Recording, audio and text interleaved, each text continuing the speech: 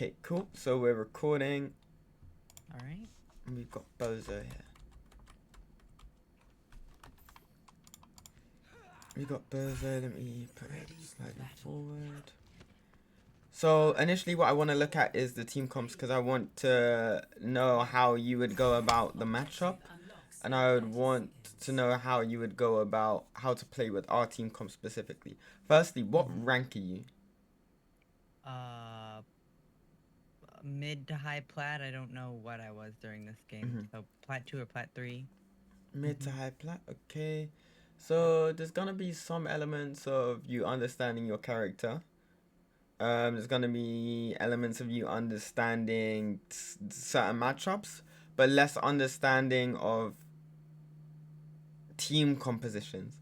So with plat players, a lot of the time, they know how to interact. Let's say if you're on Kiri, you know you could duel a Reaper from far range, you know? You know if you're on Kiri, you would want to not necessarily duel the ball, you would want to TP away from the ball. So that's the extent of like the knowledge that plat players confidently have. But when it comes to like the synergy between characters on our comp and the synergy between the enemy characters, and why it might be slightly more difficult to escape certain situations than others, that's where they sort of lack. So looking at your team comp first, because at this point, you wouldn't know what the enemy team comp is playing, right? But I would still want you to have some sort of plan from this very moment. How do I path? Do I stick with my team? Do I do blah blah blah? What would I do? All right. So the good news is that Queen is not too resource heavy, and Genji should be playing around health packs, which makes me like, I don't love playing alongside Mercy, but actually it makes it kind of all right here. I generally really like to go with like if there's a Genji or a soldier, I kind of like to go with them. I can't with this team comp that we're starting with, or go with the Sojourn. I'm do it with the Genji. So uh with this team comp we're starting with, I can't do a ton of that. I do need to kind of mind my tank a little bit more. So that's kind of what I keep in mind. I'm kind of have my head on a swivel, but when I can go on those more aggressive angles and then go back to my team is kind of like what I'm starting with this team Yeah. comp. No, that's perfect. I wasn't actually expecting you to get it so accurately, to be honest. Yeah, that's like pretty much 90% of what you need to be doing.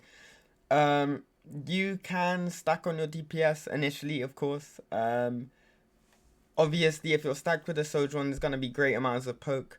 Me personally, I prefer when a Kiriko has the same intention of the Sojourn but from a separate angle. If you're on one angle and your Sojourn's on another angle, then you have two areas of control instead of just stacking a lot of control in one area. Does that make sense? Right.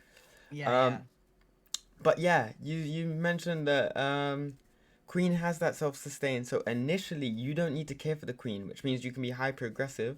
Then in the mid fight, that's when you TP and stack with your Queen, make sure she's Suzu, that sort of stuff, right? So yeah, nah, almost perfect to be honest. I wasn't expecting it to be that accurate, so I can already tell your game sense is going to be fairly decent. That's what I'm working on the most right now. Game sense, because this game's just so complicated.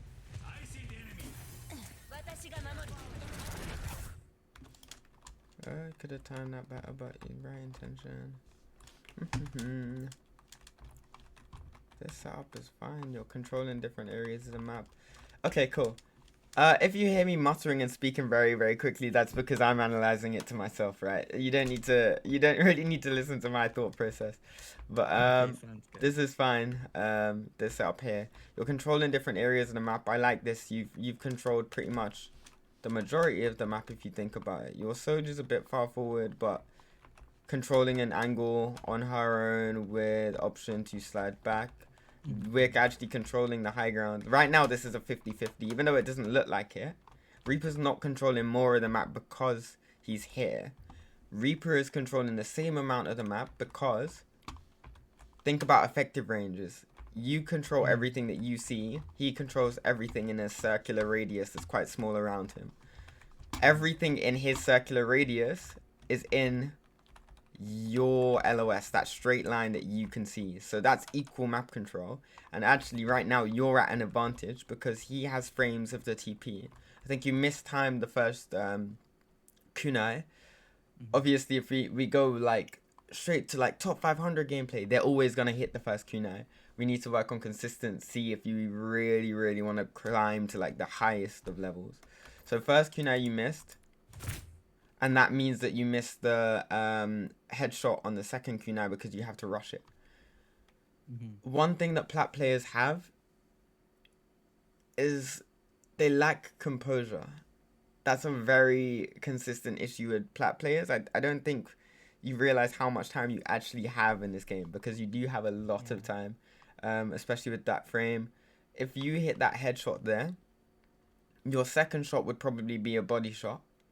And what's that like? What's the numbers? Because they changed the Curie numbers. Is that like 160 damage overall? 112 and then 45. So 167. Okay, cool. So 167 50, damage. 57. One some Should be okay, bad. so something Okay. along that line. You were I right. something along that line. That's over half his HP, which means Mhm, not mhm. only has he used the TP, he's probably going to use that Wraith just To get because you out. hit. Right. Mm-hmm. If we talk about the macro structure and the synergy between your teammates, because this is always what you want to do, the only thing that you can control in games is how good you play, not how good your teammates play. Mhm. So, how could you make it easy for the individuals on your team? In this situation or just in general? Let's say in general. Think about Uh, think so. Think about how I said you want to play. Now think about how the other people on your team would want to play.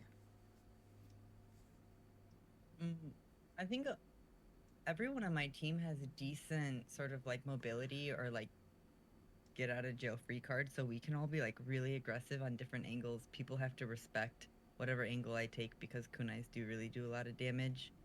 So just kind of when possible, if I can just be further from my team and controlling more space and kind of getting people to look at me and not the rest of my team is I yeah. I want to focus on what you were saying initially, right? Mm, So everyone has mobility. We have the option to go aggressive. Does this necessarily mean that we have to be aggressive at the start, or should we wait until we have an opportunity to be aggressive? oh, interesting. Because your headshot, that's just burst damage. It's the same as a Sojourn rail in the comp. But the Sojourn needs time to build up that rail. You have a Oh. Sojourn rail off cooldown, it just isn't hit scan, right? Mhm. So, what you need to be doing is hard focusing the Kiriko, hard focusing the Reaper. Why is that? Mm, why those two specifically? Those two specifically. Um, well, oh, I don't know. Those two maybe because they've got because of forcing those two cooldowns Yeah. specifically the like TPs and or Wraith whatever. Yeah. So, Okay. with Reaper, you need to look for the Wraith, and with Kiri, you need to look for both. Mhm. Because if Wraith is down, the two people on your team that can do something about it is the Genji and the Sojourn. Ah, okay. So those are the DPS that can be hyper aggressive, but Genji doesn't want to go in on a complete 50-50, does he? He wants to go in Right. and get out. That's why they have a dash reset on the character. Like Mhm. Sojourn as well. With these Genji Sojourn comps, Sojourn looks for headshots, Genji dashes in and dashes out to clean it up. Or Right. Genji dashes in, does his little combo, and then Sojourn could literally just clean it up with their primary fire or even their rail if they really need to. And same applies with, if Queen acts as the Reaper, then Sojourn and Genji are going to look for that. You know, the axes, the knives, someone gets pulled in. And basically what we call this is triggers. We call these triggers because all a trigger is something that forces you to act in a certain way. And it's described so broadly because it could be anything. There are forced triggers and unforced triggers. So one trigger, Reaper using Wraith. That would force our team to go on him. Another trigger, Reaper being mispositioned here.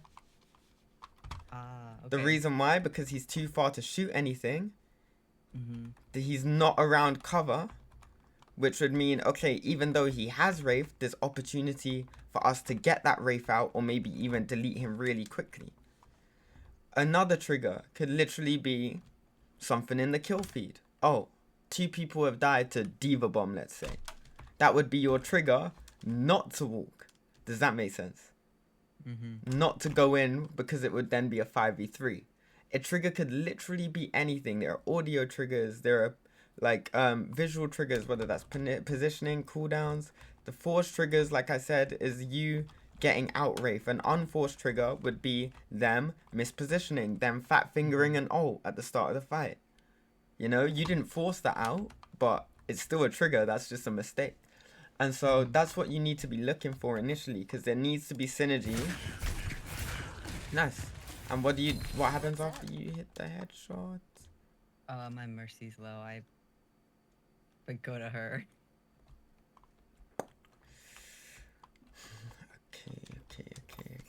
I think this is a situation where you have multiple options. Where I have what? Multiple options. Multiple options. Yeah. So this TP is a bit controversial because, like I told you, with the effective ranges, right? Right. He's actually out of your effective range because he's not in your LOS. Your effective range is a line, his is a circle. Like I said, but you TPing here, you're TPing in his circle. Right. And that is obviously not good.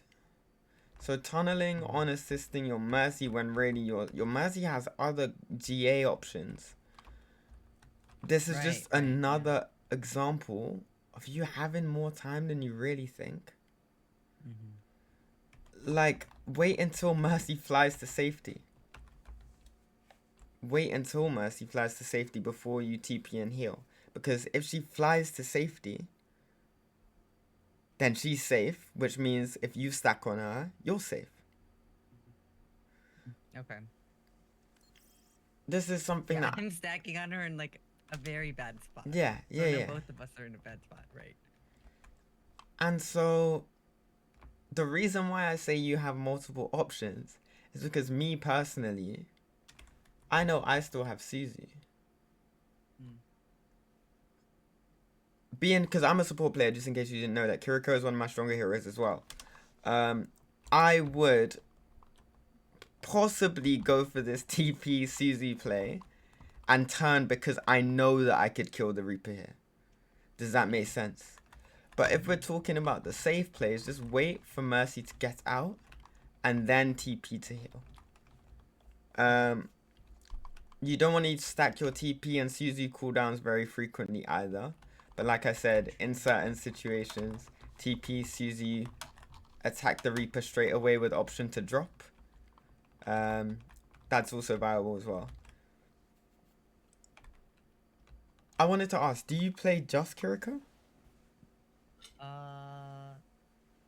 I am kind of an Ana, Kiriko, kind of a 2-trick, but I've been mostly only playing Kiriko like the last 2 seasons.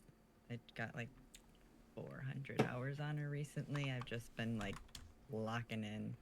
Look at this account. But yeah, in this game I only play. No, that's fine. That's fine. My career profile has been so scuffed on Moira 70% win rate or something like that. Yeah, and the second most played. Lord. But yeah. So I'm gonna tell you a little secret about Kiriko, right? Or what you should be looking for in Kiriko when it comes to TPs. the top level coaches, if you're getting damaged by the Reaper, the top level coaches will tell their DPS not to help you. Could you Okay. think of any idea why? Well, I have I have a lot of I can just leave. Mm-hmm. Or I can leave and then um if I want to come back and try and take this space later when maybe I have more cooldowns or I have other people with me and we're like, okay, we really want this space. But otherwise, like I'm pretty mobile.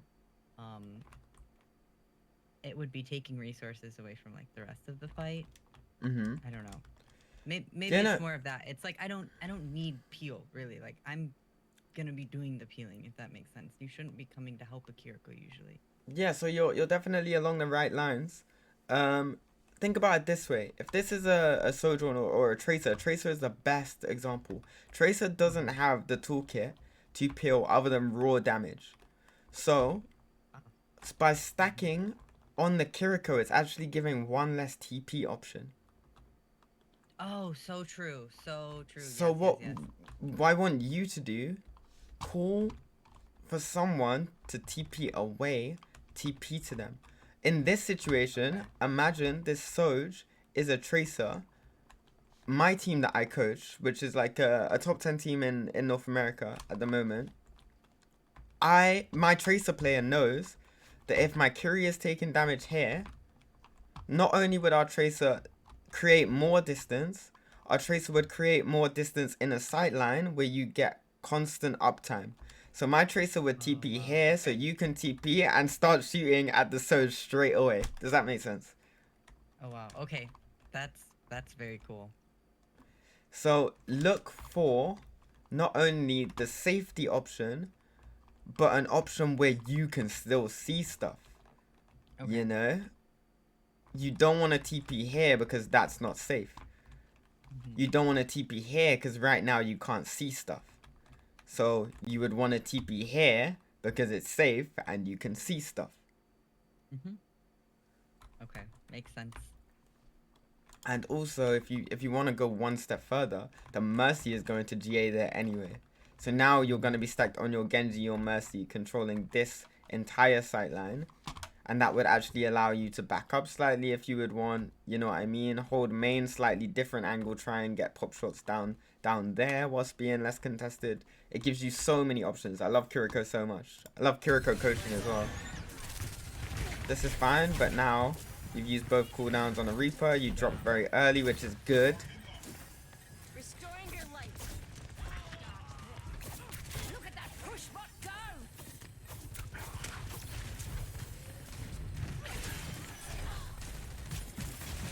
A bit more composure with the Suzy.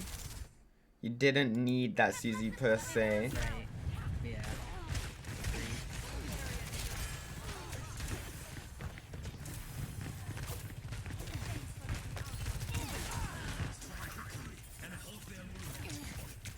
Your prayers are answered. Do you notice how that TP, because everyone stacked, the TP wasn't the greatest, and that's not your Yeah. fault. That's not your fault. That's literally your DPS not thinking I about you. think yeah, it was either the Genji or the Mercy jumped right in front of me. I don't know who it was. It didn't go where it was supposed to really. I want to look at that entire fight because I think you were chasing your Mercy a lot more than you needed to. Okay. I mean, we are slightly backing. That. Okay, no, your Mercy's actually just not.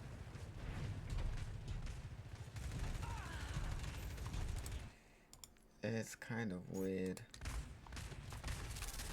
I leave my tank B for too long. She dies. Mm. Your Mercy kind of threw that, but again, a bit of advice that I would give you: healing is just juggling. Like you don't Yeah, yeah, yeah. actually need to heal someone to full health. It's literally about management. So I do say your support is always your main priority over your tank when it comes to heals. Because if there's two people that can heal your tank up, that's obviously gonna be better than the one person that can heal your tank up. Okay. Obviously Mercy doesn't want to be on the tank, but if you die, the Mercy is gonna have to be on the tank, you know? Mm-hmm. Um So heal your Mercy, heal your Mercy. Just know that she is safe, but you also want to be putting in a few tickets, or like, yeah, when I say tickets, I mean like the Kiri heals, right? Mm-hmm. You want to be giving some tickets to your queen whenever you've sustained your Mercy up high enough. So right now, let me look at the Mercy's health. I'll have you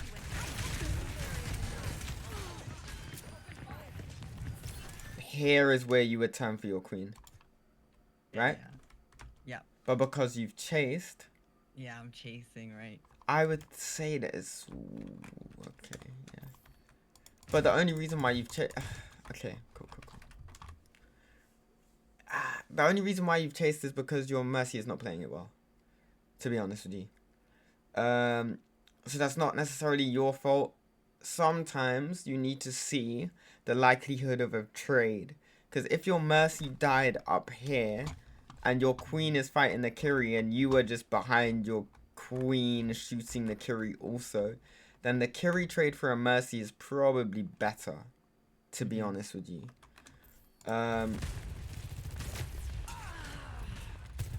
But your queen is down now. You need to try and go hyper aggressive and try and trade that off. Reaper no rave, so Reaper should die. Reaper doesn't die because of Life Weaver heals. It was a wasteful TP. You want to TP very, very late. As late as possible. But obviously don't die with TP. Here, I feel like... Oh wait, no. You were 60. I thought you were... Oh, okay. So if you're gonna TP there, you should TP when you're on 60.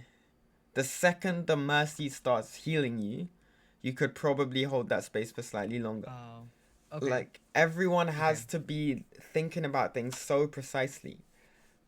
Because, in fact, let me even take it back from the perspective of a bull now. So you can see this. The bull slams you. I guarantee you that he disengages the second he sees Mercy healing you.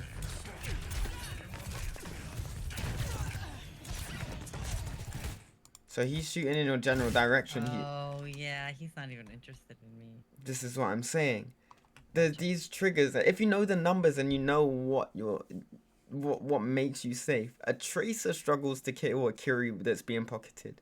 So why would a bull be able to burn through that? Do you see what I'm saying?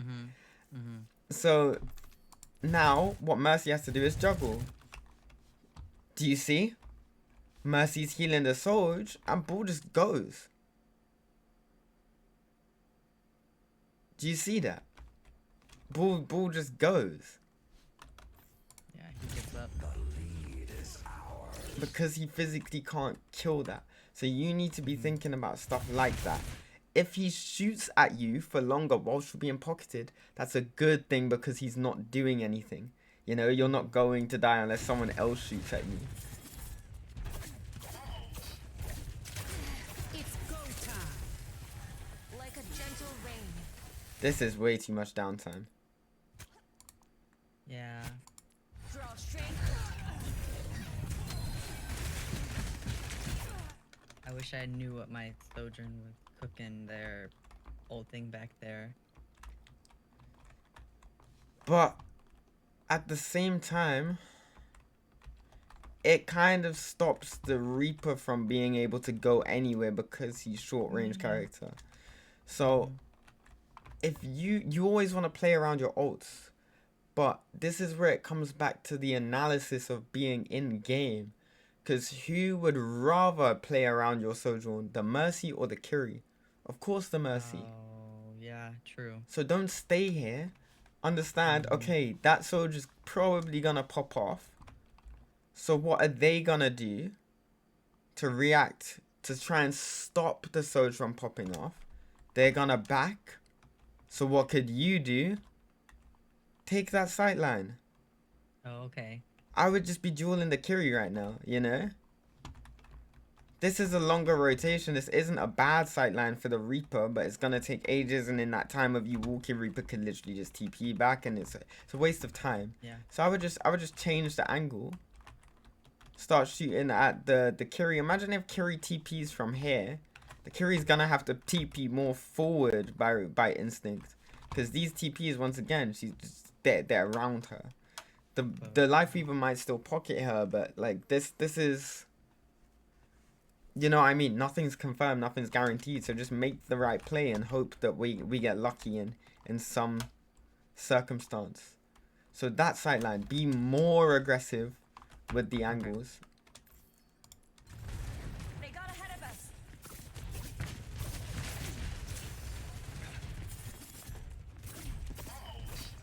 Because you've done nothing for the last 30 seconds.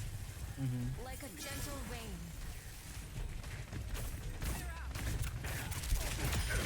What did we learn? But even then, this whole time, this sightline is still a good sightline, you know? So you wouldn't have even had to move. They go on you. If they want to go on you, how are they going to do that? They're going to walk forward, right? They're going to walk forward to clear you. Which means if you TP out, the enemies are here. So if you TP out, they're right in front of your face in your sideline once again. Right. So it's about making one initial play, but also thinking, how are they going to react so I can react faster? Kiri is overpowered because she has constant change in angles. It's not because she's passive and she always has a way to get out. You can be proactive with TPs, you know? If I'm damaging, they walk out of the way. Let me just TP and kill the, like, you know, finish it off. Like, there's so many options. TP here for a better angle. TP here. This is worse because it's closer, but if you accidentally TP here, absolutely no reason why you can't just walk here, kill the Life Weaver. You know? Primarily damage and then heal to top off.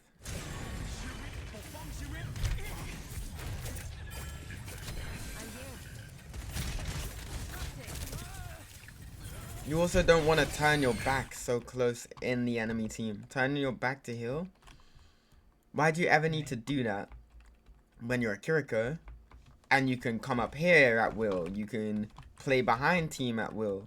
You can be on this sideline at will. Like, if there's ever a situation where you're facing away from the enemy team on Kiriko and you're not getting value from damage and you're not taking damage from yourself, then it's probably a throw. To be honest with you. Okay.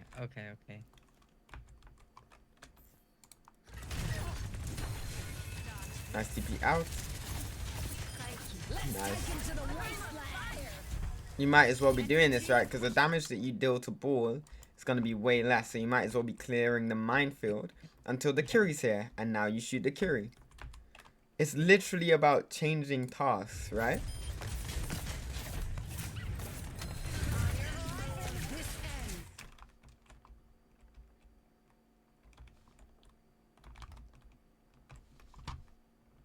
If you're here, you're stopping card progression and you still see stuff.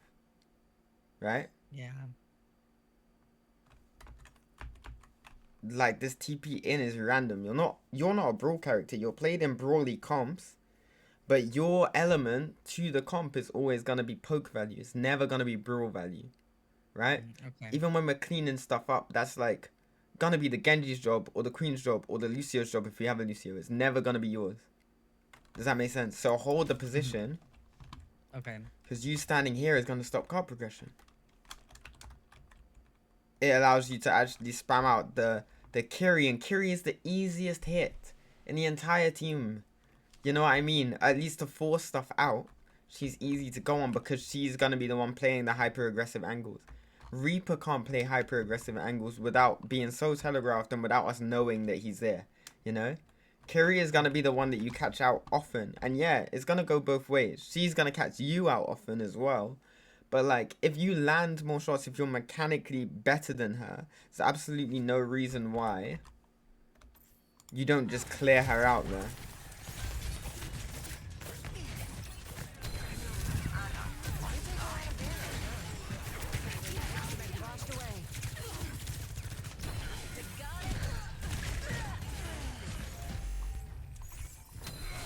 And I know that this is like obviously plat lobby, mid plat lobby, whatever. I think your mechanics could definitely improve. I want to be seeing more headshots consistently. But then again, I tell that to a lot of people. Even if like you're a GM top 500 player, like I still tell people if they're missing more shots than I would expect them to at that level. Like, if there is a top 500 Kiri, take 4 shots, miss 4 shots in a row, then get a double headshot. I would still probably say, like, you can't really be affording to miss 4 shots in a row because other top 500 players are only really going to miss 2 shots before they double tap you. You know what I mean? Like, at the very least. So, yeah. Constantly work on your mechanics, even when you hit that GM, even when you hit that top 500. Keep working on mechanics. Because that all, like, all Kiriko is mechanics. Like, if you want to be a better Kiriko player than other Kiriko players, if you're hitting more shots than them, you're going to do more. Yeah, yeah. I've got you.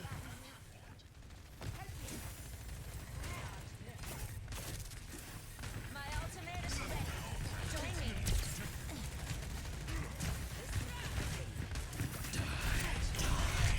Restoring balance. Very Stop their safe. barricade.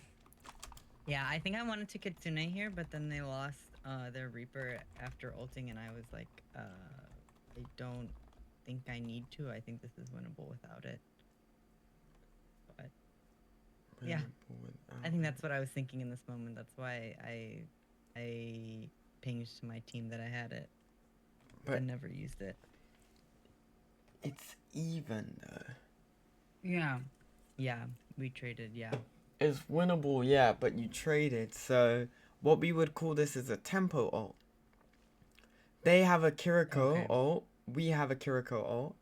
Oh, true. We could pop our Kiriko ult first for tempo, or alternatively, what we could do is negate the enemy Kiriko ult by doing it second. In my opinion, either works. Either works, to be honest. Ult economy is very, very even. I would probably see, okay, we're even, I would commit a second ult. Because even if we commit a second ult, we're close to 3 ults. You know? Like, we have one, we're close to Sojo ult, we're close to Ana ult. So even if we lose this fight, committing 2 ults. Oh no, we didn't even use an ult.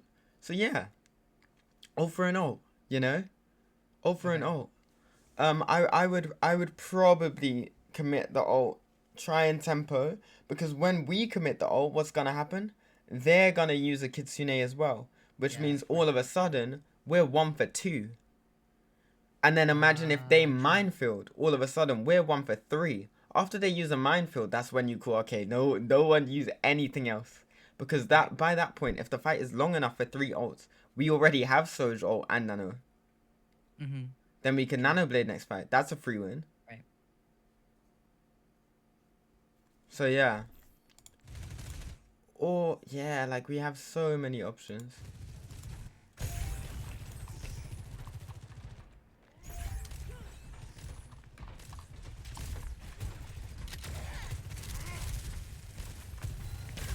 But well played though. I definitely think your biggest issue is the angles and your TPs. You're way too stacked. Like I need you to be more aggressive initially. Death thyself. Disrupted. It's go time. Let the Kitsune guide you.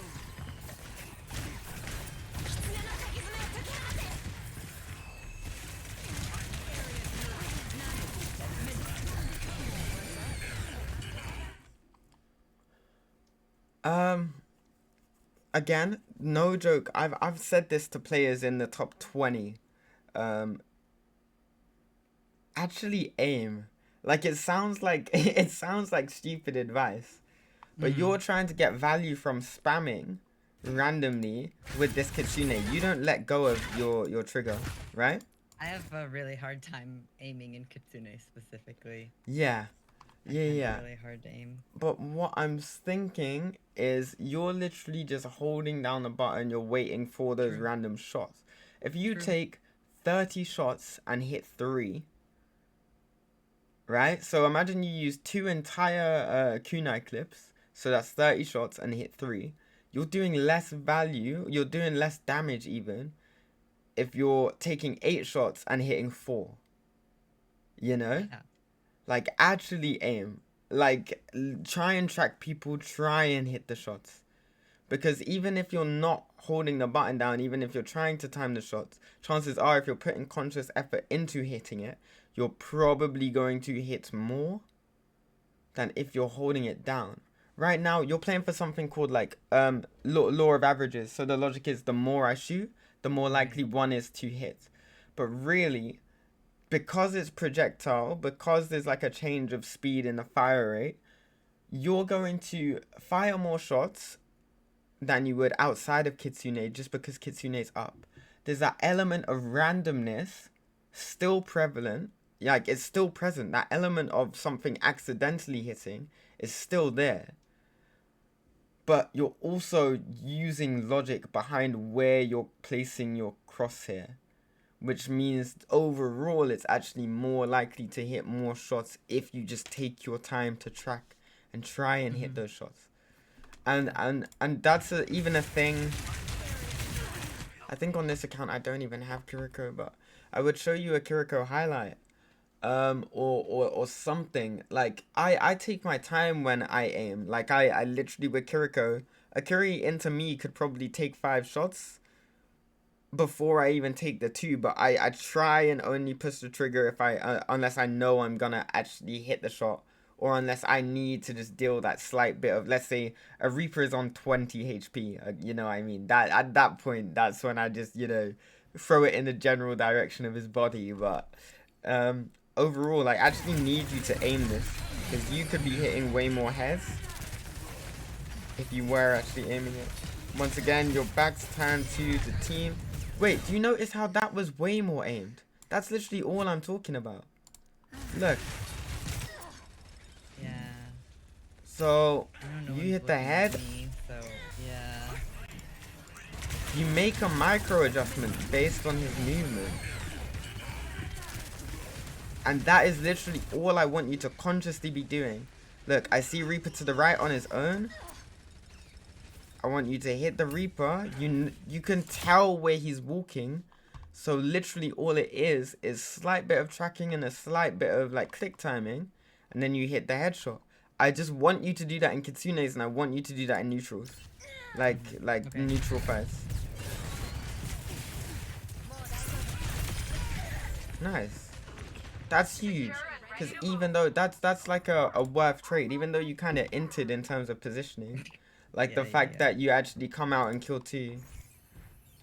Whenever I make that mistake and I do that, I always just say, okay, cool, at least I got mine, at least I got my trade, at least I got mine, right? Yeah. Right. I think my Genji made it out too. He never died there. Yeah, yeah.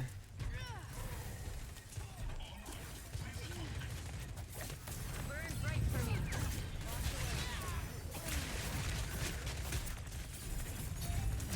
This ends now.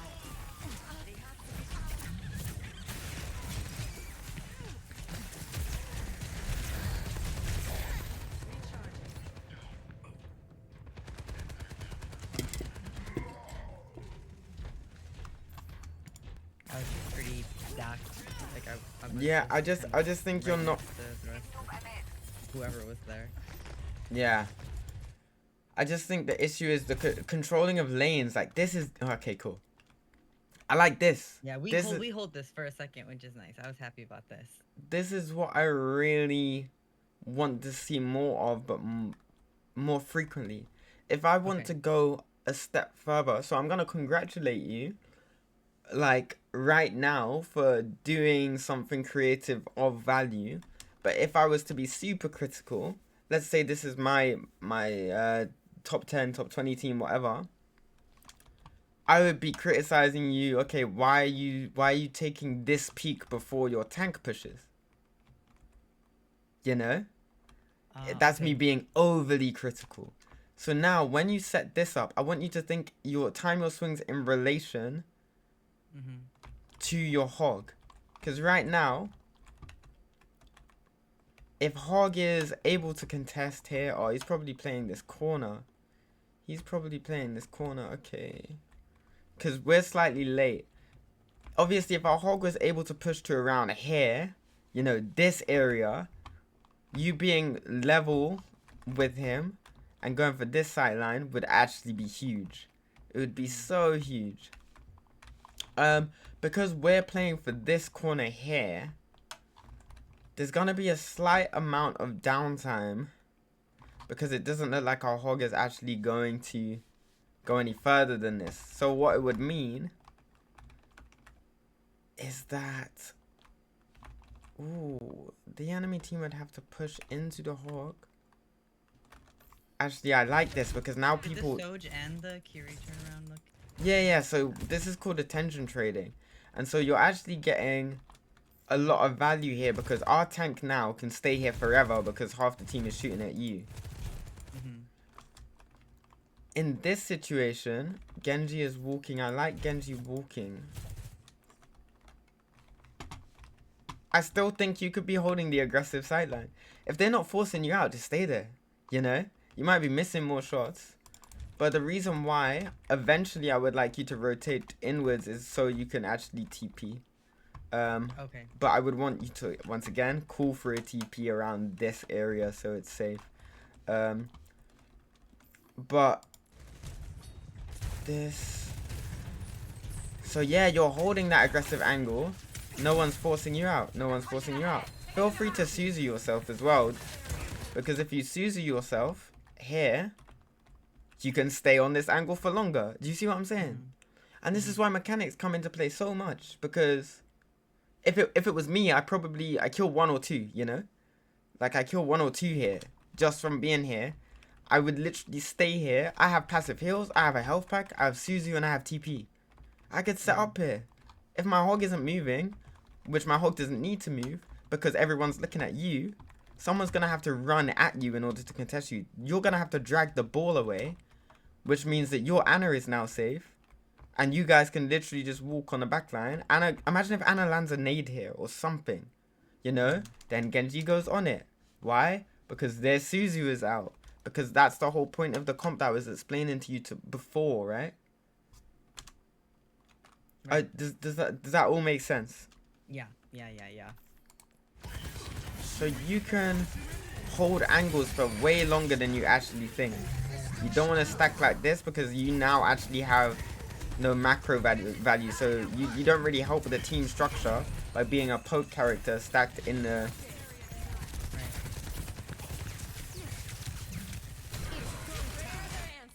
Interesting. Have you ever considered doing a backwards Kitsune? Going behind him. As in not behind them, so like, let's say you were set up here, your hog's here, blah blah blah. Kitsune rush out of this window is terrible because it's only here. Right. But if you were to turn towards your team and Kitsune here, Okay. they can now control all of this, and with that one Kitsune, they can all control all of this. We could flip map, drop down, have a crossfire, that side and that side, all from one Kitsune into your team. Right? Okay. Yeah.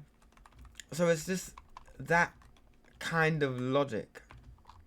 There was another example, your last Kitsune that I was thinking about.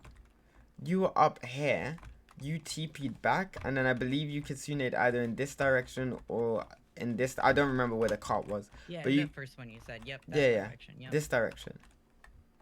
But like, I was sitting there thinking, why use the TP cooldown when you could literally just look down and Kitsune there? Even though the Kitsune starts slightly in front of your team will still walk. You know? Your team will still walk into the Kitsune. And then with that being said, where is the enemy team gonna go? They're gonna back. So after that Kitsune, no reason why you can't just take that sideline for the people that duck in there. No reason why you can't take this sideline. Yeah, true.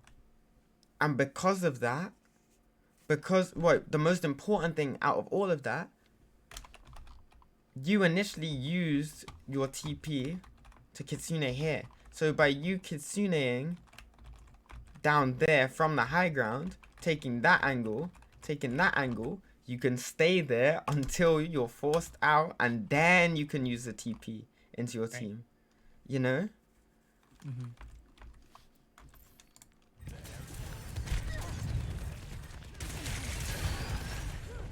They're pushing the barricade. Nano boost administered. I'm unstoppable.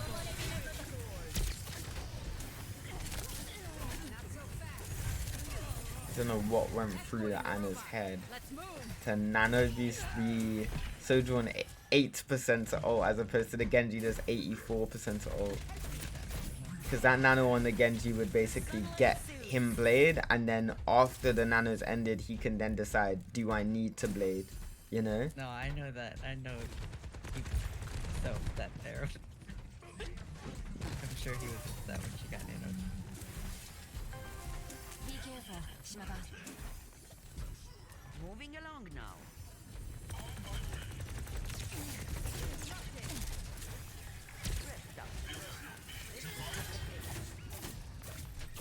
I feel like once my other healer went Ana, for a lot of this game, I was just so passive, either waiting for the ball to come or just kind of peeling ball off, and didn't get to do quite as much. And so I wasn't really happy with that. I didn't know how to be as aggressive or if I should have been, but it just felt really passive. It didn't feel good. Okay, yeah. I could definitely comment on that. It goes back to what I was talking about with the trades, right? If your Mercy dies but you kill a Kiriko, that's an even trade. Okay. Your Ana could die. Okay. You should expect your Ana to die in Overwatch 2, to be honest. Unless we're Okay. running something like a Brig. Like, if we're running Ana Zen backline into Ball, like, yeah, they could potentially, but, like, you should almost always expect your Ana to die. So what we would want to do is just trade the aggression, try and hit them with the equal amount of aggression that they're hitting our Ana with, but on their Okay. backline. The good thing about our comp in comparison to their comp, we have two main healers, right? We're double flex support, Ana and Curie. They have huge heal output with the Life Weaver and the Kiriko, but the Life Weaver is still like for healing squishies. Life Weaver is not made to heal tanks. So with the Curie dead, if they kill our Ana and we kill their Curie or we kill something, even if we kill their Life Weaver, we're now in a situation where we have a Kiriko, they have a Kiriko, but we also have a Hog that counters their tank, has a self-sustain, blah blah blah, you know, the Genji that can go to a health pack. Yes, they have a soldier with a healing pad, but that's every 18 seconds, and then it's a soldier on mirror. So do you see how what I just said suggests that the matchup is quite even if our Ana dies and we kill one of their healers? But at least it's better than us trying to peel for the Ana, being hyper passive, everyone lives, and Yeah. then it's leaving it up to the rest of the 3 people on our Right. team to kill something, when really it's just the ball pressuring our Ana. You know, we're stacking a 2v1, he's taking a 2v1 trade. Even if he doesn't kill you, a good ball player is going to be laughing at the fact that you're using Nade and Suzu and TP on him. Yeah. That is Yeah. crazy, you know? He's doing his job then Yeah, for sure. really well. Really well, yeah.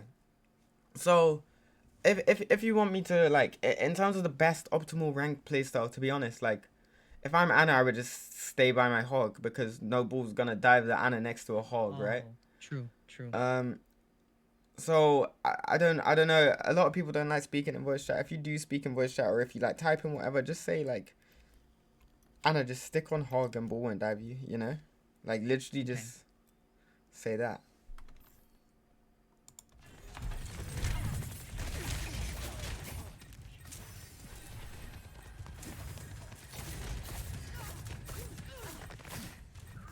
Restoring balance.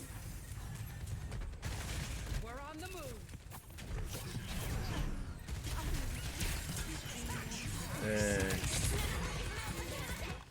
See what happened there? You threw your Suzu at Ana. Then all of a sudden Ana uses her nade. You Yep. Suzu'd our Ana when Ana had nade herself. Right. And now they're Kitsune visor. Now imagine if Ana naded herself, you Suzu, this Kitsune visor. We are significantly more likely to live this hit just because of Right. that order of cooldown.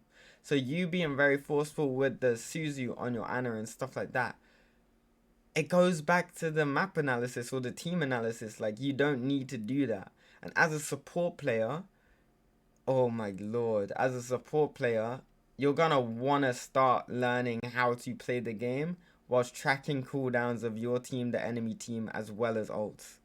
That's where it Oh, gets.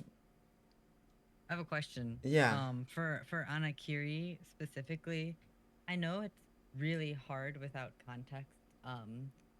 But if I had to, like, if you had to choose between anti-nade and Suzu versus, so like, when that Ana is really low like that, um, trusting her to nade herself, that way I still have Suzu, is that better, or I Suzu her so we still have anti-nade? Yeah, I would try and mentally keep track of the cooldowns, whether she has nade or not, because it becomes Okay. very easy once you're able to. It's a difficult skill to pick up on because you obviously need to focus on your mechanics. And initially, I would tell the plat players to focus on your mechanics and focus on your own gameplay before you start tracking abilities of others and stuff, because you know that's like, you need to be comfortable with your own decisions before you start thinking about the behind the scenes things. But in terms of that, I wouldn't leave her. I would attempt to heal her and hope that she uses the nade on herself before Suzu. Okay. But it really Okay. depends on the comp matchup, because Suzu is Yeah, always 100% going to be used defensively, whereas the Ananade, if we were in a ball mirror, we would want the Ananade to land on their Right. backline or something that we can hit, Right. which means that we might be more inclined to use Suzu, but at the same time, Suzu cooldown, Lord, you know, like it's quite a hefty one.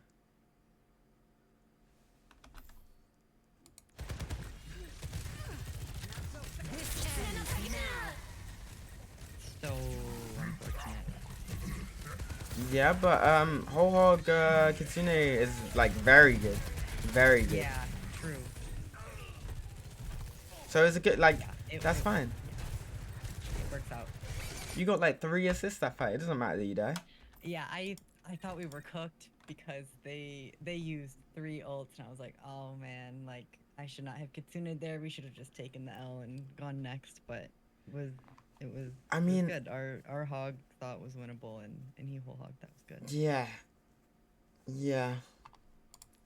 They've absolutely ruined their ult economy now as well. Cause I like ult tracking, so I would know right now they're closest to tree. You know what I mean? Like I would say they're closest to tree. God, this is winnable. At this point in the game, this is winnable. Like, Yeah, we won't get to the end, but we get probably like a meter away in overtime, and we do end up losing. But it was extremely yeah, close. because the second their ult economy fixes. So we've decided to overclock for no reason. Oh my lord. We should wait until they start to push. We should nano blade. We should nano blade on their rotation. That's 1 free fight win. And then when they push, we should probably overclock early so they can't push. And by that time, when it's like overtime, we have whole hog up and we can just make them C9, you know? Okay, right. But again, this is a skill set. Fight planning and stuff is very, very helpful as your development as a player. But in terms of like roles, the tank player, when the more you climb, the more tanks you're gonna meet that actually know how to fight plan. So you won't really need that skill. But it's good to have that skill, because if you're constantly thinking, even if you're not saying it, if you know how to fight plan well, you'll kind of have an inclination of how the enemy want to take fights, which gives you an inclination of how you want to set up, you know? But yeah. I think I want to say like this little section here is where I was like most frustrated. I was like, I want to be doing something other than just reacting to ball in my team. Yeah, there's your target priority right now. I don't like it because you spamming out the ball is literally not gonna do anything. So right now, peeling for your Ana is fine. But yes, like, you being in the action turned at your Anna is always bad. Please stop doing that, because that's like a habit. You need to stand behind her and heal, or side onto her and heal, where you can still see stuff. Because you're not getting any information if you can't see anything. Okay. You know, you can't see where they're setting up. Imagine they swap Widowmaker and there's a Widowmaker down main and you're just looking at your Anna, you know? As a very, very big extreme. Like, these things are still very important.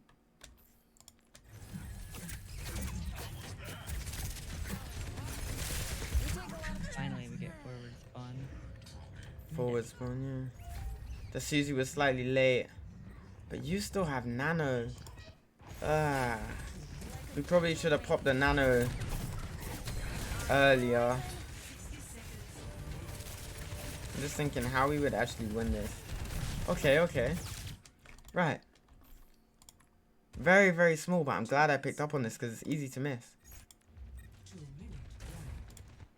Look. 10 seconds ago, you're 50 to ult, right? 50 to ult. Right now, 67 to ult. All of a sudden, 81 to ult.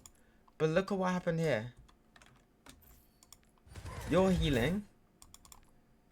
You're shooting at the ball. You're looking to do 40 damage to a random ball instead of just healing for your ult charge. That's going to get you 85 to ult. Because imagine now, we Kitsune whole hog, and then we nano late to keep someone up. You know? When it comes to using ults, I always view it in like a 1+1 system. What are we going to engage with and what are we going to use in the mid fight? You know? Your ult, Kitsune, is very good for an engagement tool, you know? Yeah. Nano can be used as both. Nano can be used, okay, I want to keep this person up, but it could also be, okay, we're nano blading early, right? So think of it like that. We need to use one in the mid fight and one early. If the one early is big, then we don't need to use any in the mid fight. If they've also done 1, 1, then 1, 1, they might commit a third. So now we're able to possibly commit a third if we really need this checkpoint or if we really need this win, or, you know. So what I'm saying, your target priority, you swapping there, that tells me you're not playing for the win condition. Your Kitsune is a win condition because in overtime, the team with the most ults win. There's very rarely going to be a time where the team with 1 ult beats the team with 4 ults, right? Right. And if it's the team, or if both teams have 4 ults, it's the team that uses it the best. The team that uses it for tempo. It could be used for tempo. It could be used to like negate damage. It could be used for combos. It could be used for anything. But the team that is smartest, or the team that just has an intention behind their plays, is always going to beat the team that doesn't have an intention behind their plays.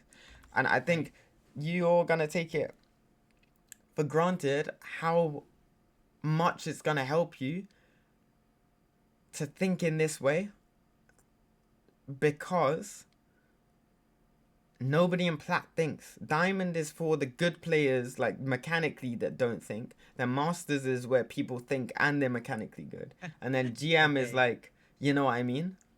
Okay. Obviously, there are some anomalies. Like I've been in top 500 lobbies where it's like you're actually not real. You don't have hands, but like, you know, the majority of the time, Plat and Diamond is the exact same. Other than the fact that Diamond players are actually good at their heroes. They're good. They have a like deep understanding. The Masters is like, okay, people actually play off each other, you know? Masters is where the game starts getting fun to an extent, even though it's also a horrible experience. Which, but yeah.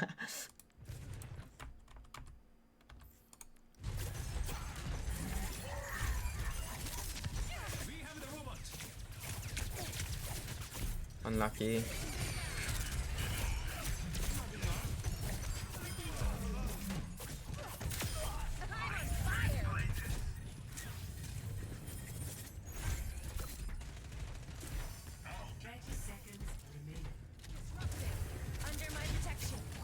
It's rough that we have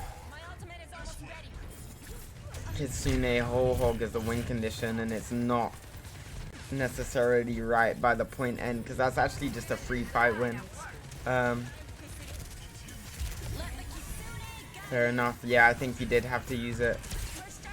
Nice, Susie. That's actually so huge. But why are you touching before your tank? Right, yeah, I don't need to be here. You don't need to be here. You need to be Anywhere else. doing Anywhere, something. not Like, with my team, yeah. once again, you're here, blah, blah, blah, taking that off angle.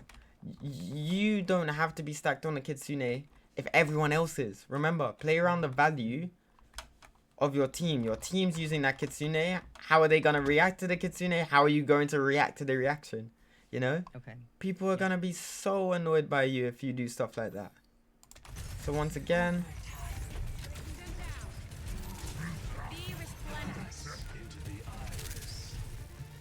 This ends now.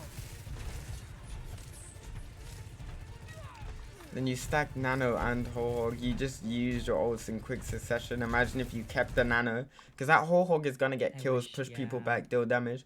Imagine you keep the Nano and you Nano Blade here. You I know? hate Nano and Kitsune in the same fight. Yeah, yeah. Or Most at the support same ults. time, I hate that. Yeah, man. This is terrible.